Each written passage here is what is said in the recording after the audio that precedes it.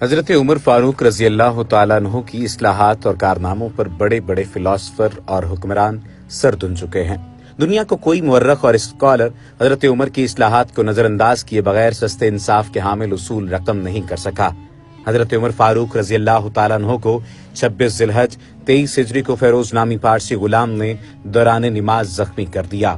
زخموں کی تاب نہ لاتے ہوئے یکم محرم کو دنیا سے رخصت ہو گئے۔ 10 برس 6 ماہ 4 دن حکومت کر کے عمر فاروق رضی اللہ تعالیٰ عنہ نے عدل و انصاف کے ایسے کارنامے سر انجام دیے جس کی دنیا میں مثال نہیں ملتی۔ جب سے دنیا میں نظام حکومت آیا ہے، یعنی حکومت کا نظام قائم ہوا ہے، اس میں ایسے بھی حکمران آئے جن کے لیے لاکھوں انسانوں کو قتل کرنا، ان کی املاک کو تباہ و برباد کرنا کوئی مسئلہ نہ تھا۔ ان میں سے بعض نے تو تفریح کے لیے انسانوں کی کھوپڑیوں کے مینار بنائے تھے۔ ان کی نظر میں انسان کے قدر بھیڑ بکری سے زیادہ نہ تھی۔ کچھ حکمران ایسے بھی تھے 23 لاکھ مربع میل کے علاقے کو فتح کر کے حکومت کرنے والا زاروں کے تار رو رہا ہے۔ کسی نے رونے کی وجہ پوچھی تو کہا کہ نہر کے پل سے بھیڑ بکریوں کا اجڑ گزر رہا تھا۔ پل میں ایک سوراخ تھا، اس سوراخ میں آ کر ایک بکری کی ٹانگ ٹوٹ گئی۔ میں اس لیے رو رہا ہوں کہ کل خدا نے پوچھا کہ بتا تیری حکومت میں بکری کی ٹانگ ٹوٹی تو کیوں ٹوٹی؟ تو اس پل کو مرمت نہیں کروا سکتا تھا؟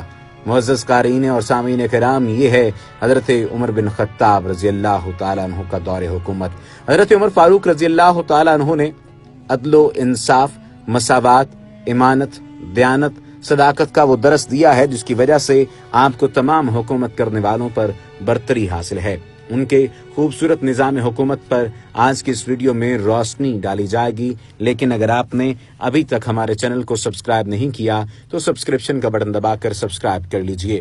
محمد کے صحابی کا وہ زمانہ یاد آتا ہے، بدل کر بھیس گلیوں میں وہ جانا یاد آتا ہے۔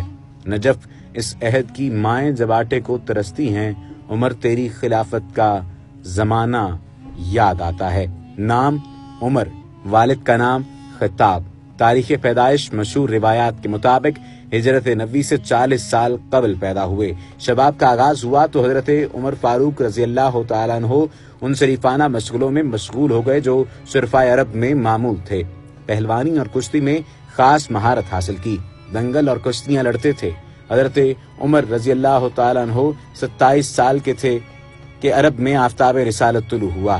حضرت عمر فاروق رضی اللہ تعالیٰ عنہ کے لیے اللہ کے آخری نبی حضرت محمد صلی اللہ علیہ وآلہ وسلم نے دعا کی کہ اے میرے رب، عمر کو ہدایت دے اور اسلام کے نور سے منور فرما۔ حضرت عمر فاروق رضی اللہ تعالیٰ عنہ کے اسلام قبول کرنے سے مسلمانوں میں جوش اور ولولہ پیدا ہوا۔ حضرت عمر فاروق رضی اللہ تعالیٰ عنہ نے جن غزوات میں شرکت کی ان میں غزوہ بدر، غزوہ سویق، غزوہ احد، غزوہ خندق، جنگ خیبر، غزوہ حنین شامل ہیں۔ اسلام میں خلافت یا حکومت کی بنیاد حضرت ابوبکر صدیق رضی اللہ تعالیٰ عنہ کے عہد سے شروع ہوئی، لیکن نظام حکومت کا دور حضرت عمر فاروق رضی اللہ تعالیٰ عنہ کے عہد سے شروع ہوتا ہے۔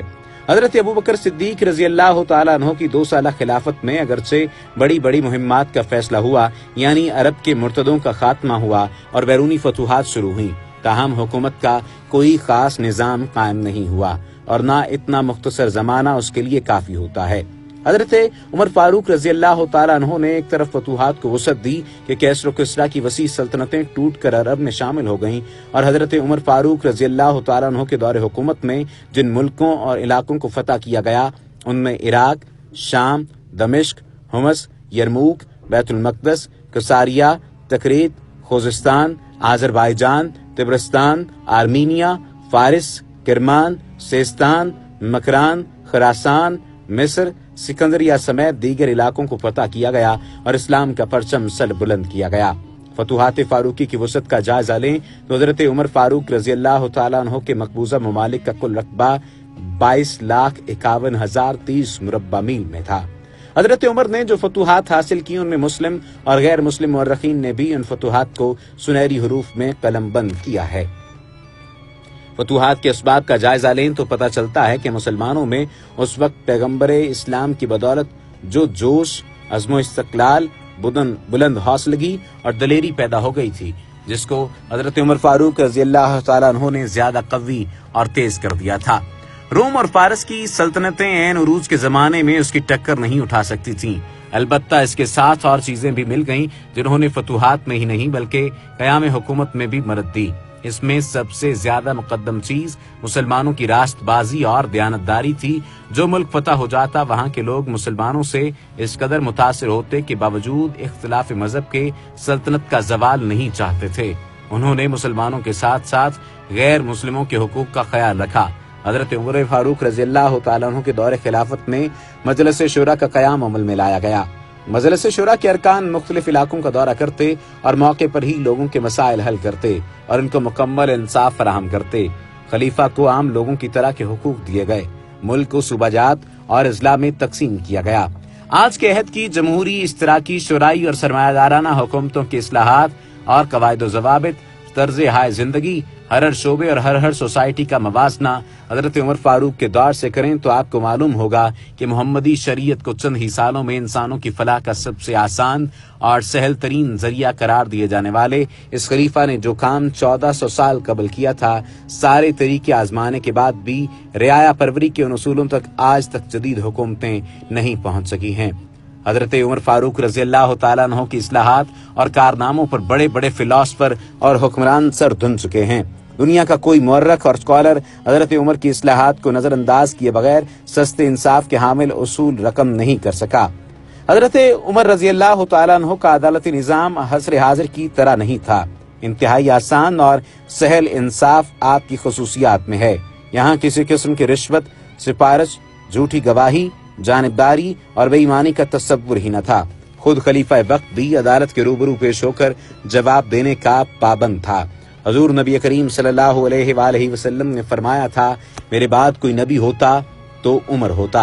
18 हिजरी में निशापुर, अल जजीरा, 19 हिजरी में कसारिया, 20 हिजरी में मिस्र, 21 हिजरी में सिकंदरिया और नेहावन पर इस्लामी परचम लहराया गया। हजरत उमर फारूक रज़ियल्लाहु तआला अन्हु ने दुनिया के तमाम मफतूहा ममालिक का दौरा किया। हर शहर और हर इलाके में खुली कचहरियां लगाई गईं, मौके पर अहकामात जारी किए गए और हुक्मरानों के दरवाजे पर दरबान मुकर्रर करने पर पाबंदी लगाई गई। सारी रात बाजारों और गलियों के पहरे दिए गए। भूखों, प्यासों, बेखानमाओं और जरूरतमंदों के खुद चलकर आते थे। रियाया के 3 तबके के लिए जरूरियात की तकमील के लिए रात और दिन का आराम छोड़ दिया गया। कहत में आपने घी और जैतून तर्क कर दिया था। आपका रंग स्याह पड़ गया था, लेकिन आप रियाया परवरी और गरीबों के दुख दर्द में बराबर के शरीक रहे। हजरत उमर फारूक रज़ियल्लाहु तआला अन्हु का दौर इस्लामी तारीख का दरख्शंदा और बेमिसाल दौर है। दरख्शंदा दौर इस वजह से कहा जा सकता है कि इस अहद की कहानियां तमाम मजाहिब में ज़रबुल मिसल बन गईं। एडवर्ड गिबन, रूसो, वेदरिक, बर्नार्ड शाह, गांधी, नेहरू और ईसाई, यहूदी, कम्युनिस्ट सभी हुक्मरान आपके तर्ज जिंदगी, दस्तूर मुमलिकत पर आज तक रुतबुल लिसा हैं। हजरत उमर फारूक के दौर में महकमों की बात की जाए तो इनमें महकमा यफ्ता, मुफ्ती, फौज और पुलिस, जेल खानाजात की ईजाद, बैतुल माल, पब्लिको निजारात नाफिया, फौजी छावनियां, ये तमाम तर महकमाजात बनाए गए। हजरत उमर फारूक रज़ियल्लाहु तआला अन्हु ने जो नहरें तैयार करवाईं, उनमें नहर अबी मूसा, नहर मुअक्कल, नहर साद, नहर अमीरुल मोमिनीन, ये तमाम तर नहरें शामिल थीं। हजरत उमर फारूक ने जो इमारतें तामीर करवाईं, उनमें मेहमान खाने, कैद खाने, मक्का मुअज़्ज़मा से मदीना मुनव्वरा तक चौकियां और सराएं तामीर करवाईं। सड़कों और पुलों का इंतजाम किया। मुख्तलिफ इलाकों में शहर आबाद किए गए, उनमें बसरा, कूफा, मोसल वगैरह शामिल हैं। हजरत उमर फारूक रज़ियल्लाहु तआला अन्हु ने ऐसे कारनामे सरअंजाम दिए, पूरी दुनिया के तारीखदान उनके कारनामों को सुनहरी हरूफ में लिखते आए हैं। 23 लाख मुरब्बा मील के इलाके पर हुकूमत करने वाला किसी आलीशान महल में नहीं बल्कि एक कमरे में मकान में रहता था। फतह खैबर के वक्त जो जमीन मिली वो गरीबों में तकसीम कर दी गई। हजरत उमर फारूक के दस्तरखान का जायजा लें तो रोटी और रोगन जैतून से गुजारा करते। लिबास की बात करें तो लिबास भी मामूली होता। बिजनेस की ब्रंस की एक खास टोपी थी। सादगी इस हद तक एक दफा देर तक घर में रहे, बाहर आए तो लोग इंतजार कर रहे थे। मालूम हुआ कि पहनने के लिए कपड़े न थे, इसलिए उन्हें कपड़ों को धोकर सूखने के लिए डाल दिया था। खुश्क हो गए तो वही पहनकर बाहर निकले। ये है हुक्मरान 23 लाख मुरब्बा मील के इलाके पर हुकूमत करने वाला हजरत उमर फारूक, जिसके खजाने में सोने, चांदी, हीरे जवाहरात और रेशम के अंबार थे। उसके पास न कुछ पहनने के लिए, न खाने के लिए, और दूसरी तरफ हमारे छोटे से खित्ते पर हुकूमत करने वाले हैं कि जिनके किचन का खर्चा करोड़ों रुपए है, लाखों रुपए का पेट्रोल सदर और वजीर आजम की गाड़ियों में डाला जाता है, लेकिन इंसाफ या कोई भी शोबा जिंदगी हो, उसमें सही तरह से कुछ भी अवाम के लिए नहीं है।